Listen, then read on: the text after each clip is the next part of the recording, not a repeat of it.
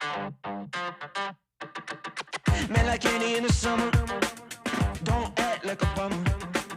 Gotta move it through the nighttime, and she's sour like a ripe lime. And she mighty fine, so let's move it. And we get it two-stepping like we three-footed. Got me feeling like I'm in my new prime. Let's get it all right, all right. I just wanna have some fun, I wanna have some fun tonight, yeah.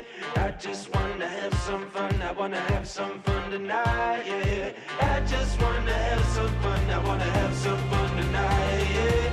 I just wanna have some fun, have some fun, have some fun tonight.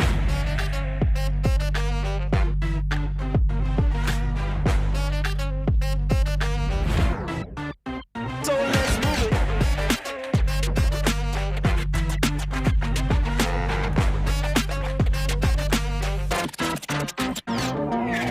Think it poison like a venom. Got me rocking our denim. Gotta move it through the nighttime. Like it's the only one we gonna find. Since she mighty fine, so let's move it. And we get it two-stepping like we three-footed. Got me feeling like I'm in my new prime. Let's get it all right, all right. I just wanna have some fun, I wanna have some fun tonight, yeah. I just wanna have some fun, I wanna have some fun tonight, yeah. I just wanna have some fun, I wanna have some fun tonight, yeah.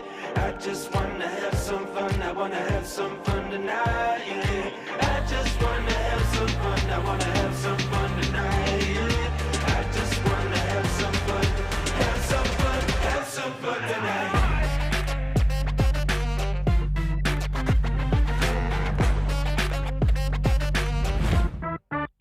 So let's move it.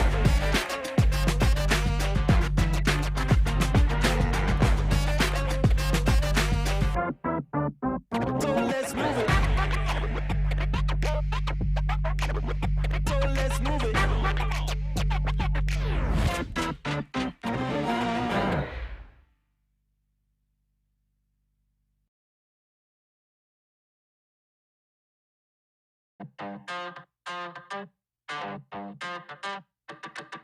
Man like candy in the summer, don't act like a bummer. Gotta move it through the nighttime, and she's sour like a ripe lime. And she mighty fine, so let's move it. And we get it two-stepping like we three-footed. Got me feeling like I'm in my new prime. Let's get it all right, all right. I just wanna have some fun, I wanna have some fun tonight, yeah. I just wanna have some fun, I wanna have some fun tonight, yeah. I just wanna have some fun, I wanna have some fun tonight, yeah. I just wanna have some fun, have some fun, have some fun tonight.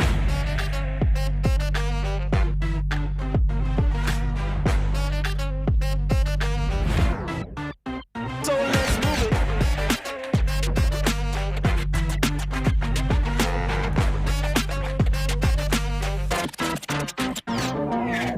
Think it poison like a venom. Got me rocking our denim. Gotta move it through the nighttime. Like it's the only one we gonna find. Since she mighty fine, so let's move it. And we get it two-stepping like we three-footed. Got me feeling like I'm in my new prime. Let's get it all right, all right. I just wanna have some fun, I wanna have some fun tonight, yeah. I just wanna have some fun, I wanna have some fun tonight, yeah. I just wanna have some fun, I wanna have some fun tonight, yeah. I just wanna have some fun, I wanna have some fun tonight, yeah. I just wanna have some fun, I wanna have some fun tonight, yeah. I just wanna have some fun, have some fun, have some fun tonight.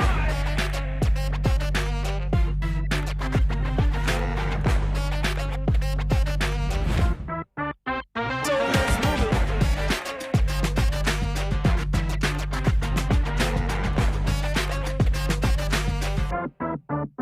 So let's move it. So let's move it.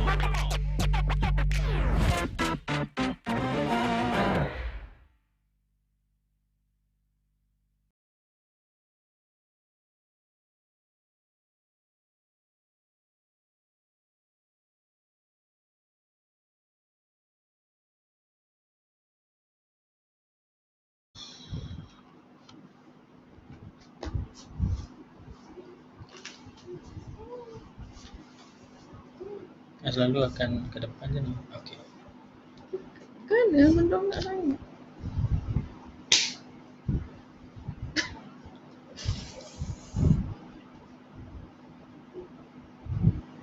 Alright.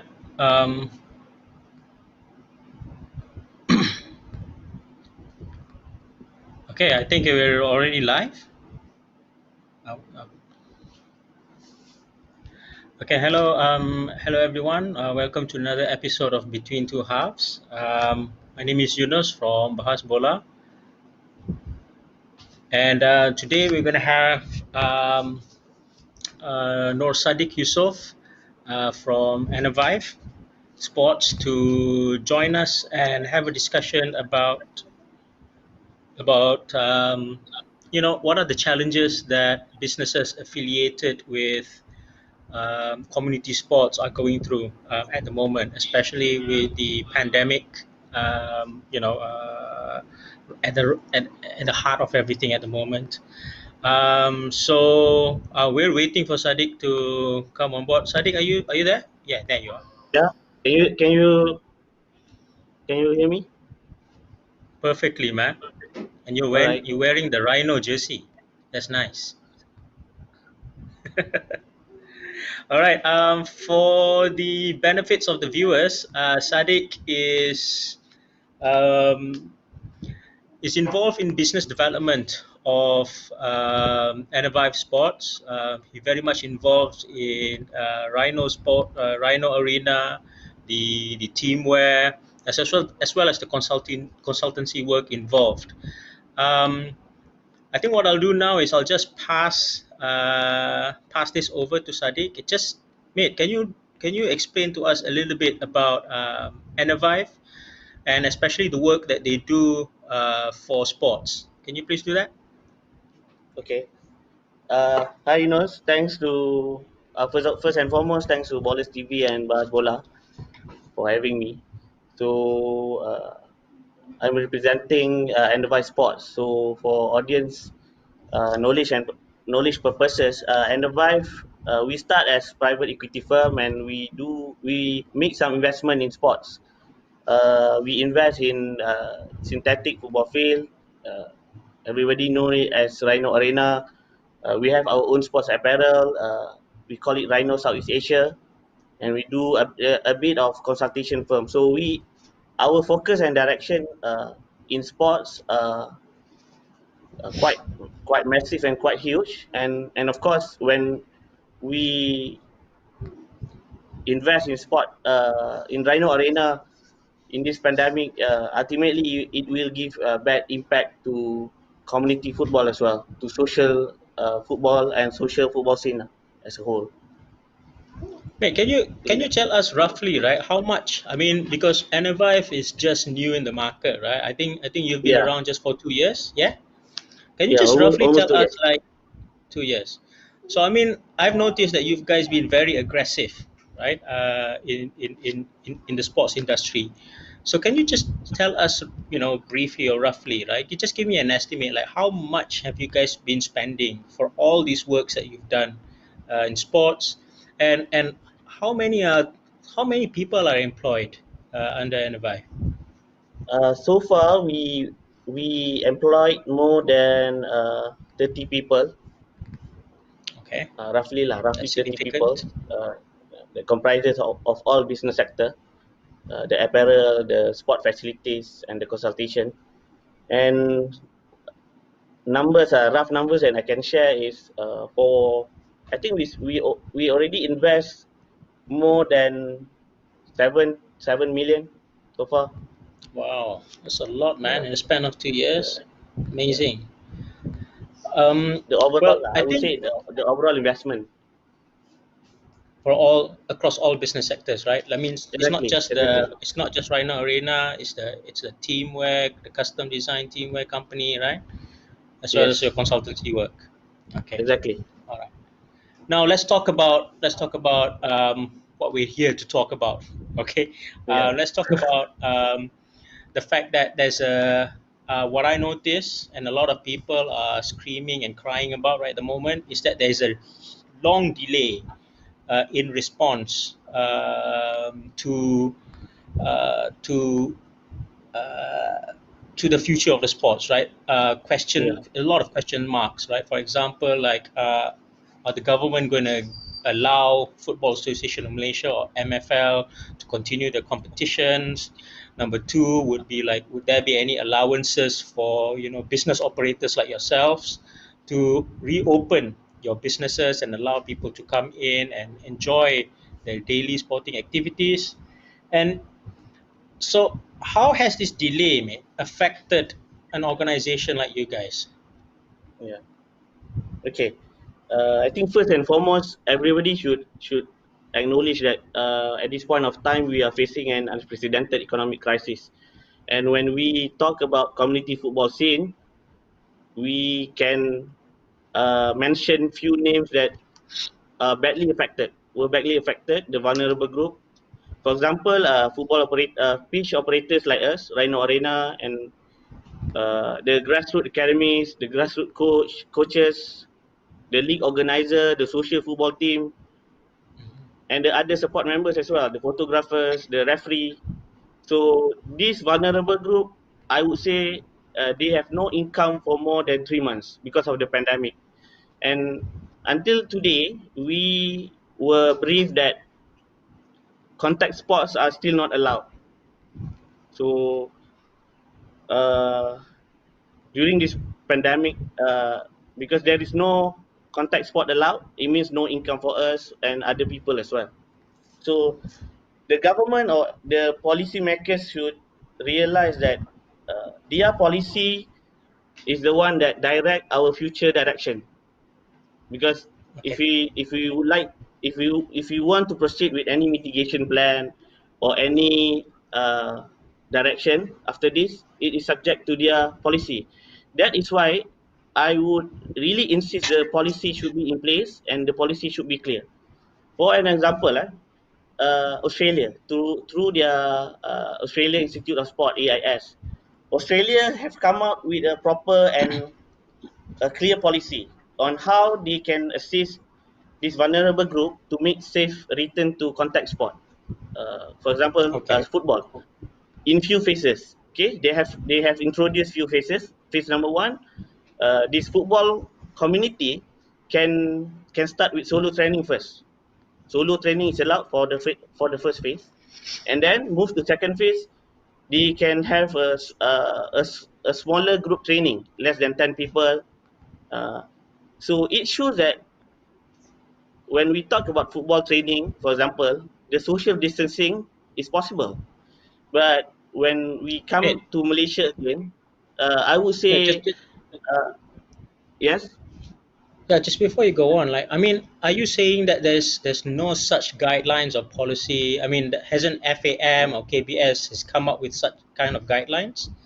Okay, I would say there's an effort by these bodies. I think last few weeks, our sports minister Datuk Sri Rizal have met Tengku Zafrul, the Minister of Finance, to discuss about any possible monetary relief to this vulnerable group. And then I think today they have second cabinet meeting to discuss about this issue. But the reality that we need to accept that we are a bit late lah. We are a bit late as compared to other countries. So But we can assume, right? We there is can no, I assume would that say the there is no, guidelines are already there. yeah, We can assume but that there the is no guidelines are already indication. there. No indication of what, mate? But there's no indication when we can start play football again. Whether we have phases like what Australia had did. So we were left in the dark lah, I would say. No, But as I'm far just as trying to figure out. I'm just yeah, trying to figure out like where has all this efforts in gaining a solution, where has it stopped, or where is the hurdle, right? I mean, like, is it because we don't have that guideline, or that guideline has been pushed to Majlis Keselamatan Negara, but they're the one who have been very apprehensive to those yeah. suggestions or to those guidelines? I mean, do you have any idea how far have we gone? I think as far as our community football are concerned, I think I also talk to few other people, the grassroots coaches, the policy and the SOP to make sure we can still play football or continue training as long as we comply with the social distancing. On our part, Mhm. is there, but on the public administrative part, we can see that there are still obstacles lah to make sure Majlis Keselamatan Negara can allow football to be operate anytime soon. So I really hope what the news today that they have second cabinet meeting. Looking forward for the good news next week lah. Okay, okay, all right. Because there's a lot of discussion here on Twitter, I mean, like a lot of people were also saying that were also questioning about whether or not there's some guideline or standard operating procedures in the very first place. Some to a certain extent even offered to help develop those guideline and standard operating procedures. But the question also remains on whether or not there is that guideline in the very first place. And if there is that guideline, has it gone through to the to as far as the Majlis Keselamatan Negara, and and what is their take or what is their response to those kind of guidelines and SOPs? Because that's important for us to either revise or make some amendments Yeah. on those guidelines that we have. So a big question mark. Yeah, I agree. Yep. But I think that's one of the first few things that we need to. I think we need as a community we need to push to see whether there's a guideline in the very first place, right, and see whether we can help in enriching those guidelines. Um, let's talk about another thing, right, Sadiq? Yeah. Let's talk about um, what is it that we need to do, right? As a community. Um, Forget about the fact. Let's talk about this on the assumption that the guideline is there, right? And let's talk about this on the assumption that the guideline is not being received very well by Majlis Keselamatan Negara, right? So as a community, thinking about the worst case scenario, what should we do? Do you guys have plan B? Because I don't think we can rely entirely on plan A. We need plan B. And I think plan B revolves around the community working together.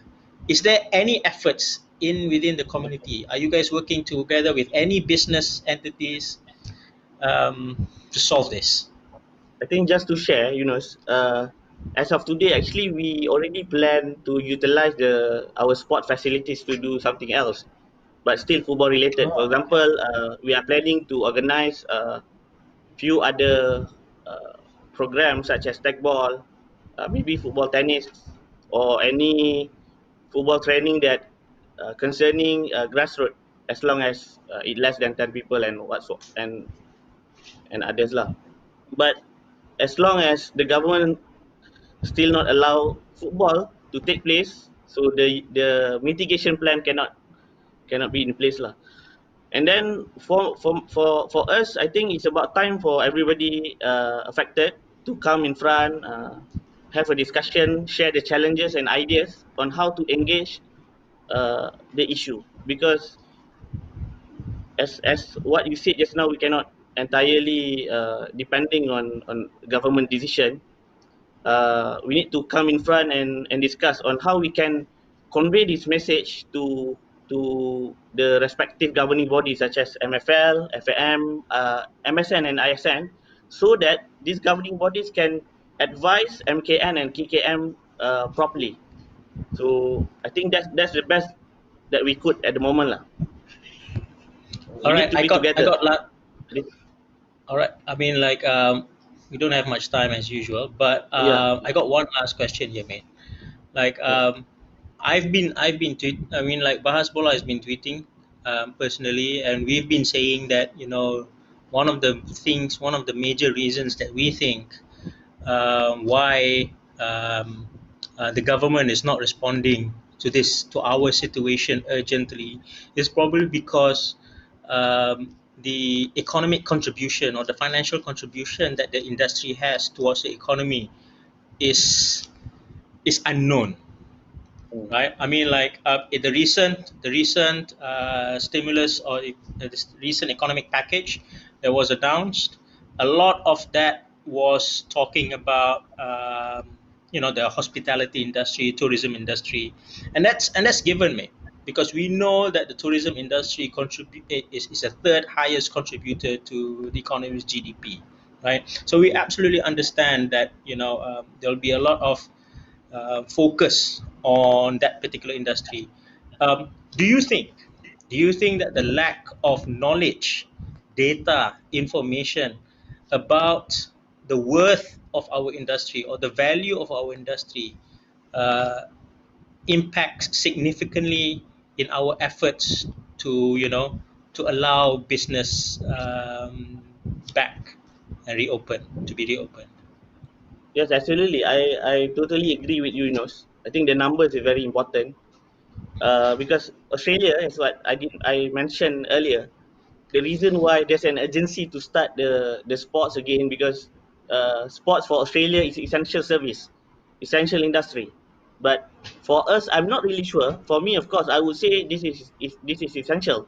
But since there is no data or any numbers that show it is significant, so might be that was the reason lah why we not push this forward urgently, but it has to be done now. It has to be done now. So I hope there's an effort by the ministry to start value the industry because I think if we have the valuation proper, I think we can easily say that sports industry is essential, and then of course the And since the economic N5 can do the contribution is huge. valuation, right?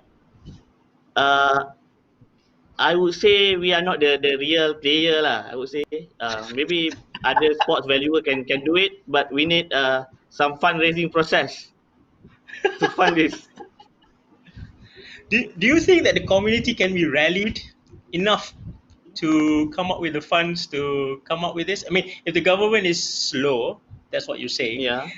You know, do you think we can rally enough funds to do this on our own? It's just a bit too much. It's a bit too much, but I would say since if we can gather everybody on board, everybody come in front and share the challenge, maybe we can come to that solution. If government cannot do it, I think it's up to us lah to start the initiative. Yeah. Right. Yeah, I got a feeling that's it could lead to that kind of circumstance as well. Like I think to a certain extent, we need to be a bit more proactive, the community, right? And Vive, you guys have been very aggressive. It'll be nice to see that if you guys, we need someone that could lead this. Um, I've been very impressed with Carl, Padang Bola Sepak, with efforts Agree? with his new organization, Rekreasi. I think that's an entity that could kick off and start this Yeah. whole campaign. With Enervive coming to support them and a lot of any other organizations, BahasBola would be more than happy to help a lot. I think ballers would be happy to do so. Um, I think the community need to start talking and move. Um, if I'm not mistaken, Carl and you guys work together a lot, right? Yeah, with Padang Bola Sepak, of course. We produce a Okay. venue for their Padang Bola for their football recreational program. So I would Okay. say both of us were badly affected by this pandemic. Yeah. I would think so. Okay, mate. Last thing. I want to ask you. What's your hope? But I think we've been hearing it for the past 15 minutes or so. We basically Yeah, know what you're hoping for. Basically you want a quick response to all this from the government. So that some form of clarity. I just want to ask this. Um, how long do you think the community could sustain this delay? I mean, I understand that the longer we wait, the more aggravated the situation is for all of us, right? Maybe Anavive could sustain a lot longer compared to a lot of any other organizations. But do you think when is it when when is the point, man? like um, that the government needs to respond. Can we wait for another 2-3 months? Yeah. The answer is a big no lah, Yunus. And if any of the government representative watch this, this is my hope lah. What we need now is decision. Uh, I acknowledge the discussion has started, the effort has started as well. But what we need now is decision. So Wow. I understand government Even were affected Enterprise as well. cannot. That's why we I would Even say no Enterprise lah. I can't would wait for say another two the three months. decision need to be fast. Now needs to be now. Yes, of course. Yeah, it need to be now. It's already 3 months down the road, but there's nothing on the table, so it's very difficult for everybody lah. Yeah, that's true. That's true. Okay. All right, man. Yep. Let's continue this discussion on Twitter. You go by the name Thank Kuching you. Grumpy. Sure, for sure, that for sure. Yeah. I'll follow whatever you guys you are tweeting. I follow it. I tweet, retweet, and share. I'll let my boys do the same thing as well. Thank you very much for your time. Thank you, And convey Yunus. my regards to the bosses, Nizam Which and one? Zain. Nizam and The Zain, both for of them, sure, that's for Nizam sure. and Zain. They were around. Convey my I regards. will convey the salam. Okay, bro. Thank you very much. Thank you very much. Bye bye. All right, guys, that's Sadiq Yusof from Enervive and the conclusion of episode 3 of Between Two Halves. Thank you for joining us. Again, we'll be having another episode next week. To know who's our featured guest, follow us on Twitter, Facebook, or Instagram, your choice. All right, so thank you very much for tuning in and hope to see you guys again next week. Thank you.